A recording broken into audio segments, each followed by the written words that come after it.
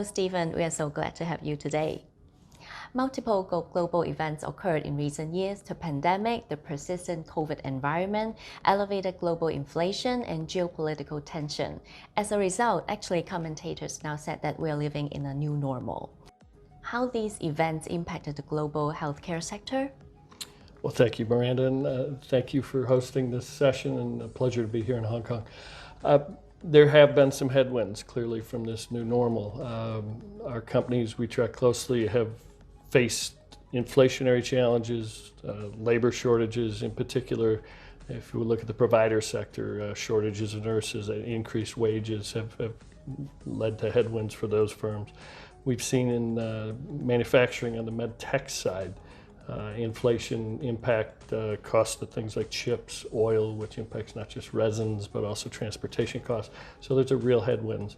Lastly, even the pharmaceutical companies have faced some disintermediation and some deglobalization of their supply chains, all of which have led to pressures on these companies.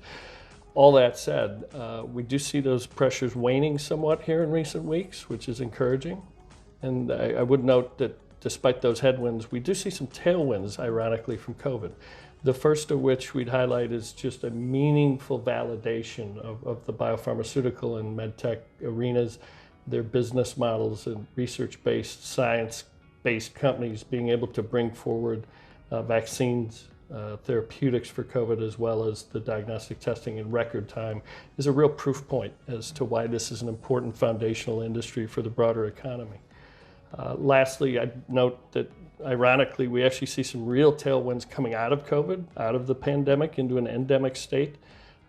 In particular, much of our research in recent months has identified real risks to patients who've been affected with COVID, with higher rates of new onset diabetes, higher rates of new onset on cardiovascular disease, also higher rates of CNS or central nervous system disorders, all of which will require treatments. So the ability of those companies, in particular the biopharmaceutical and medtech companies, to address those elevated levels of disease, we think are an important tailwind for the sector moving forward.